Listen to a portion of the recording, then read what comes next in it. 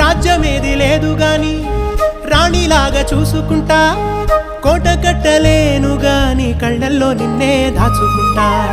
రాత ఎట్లా రాసి ఉన్నా ఆ మార్చి నీతో రాసుకుంటా.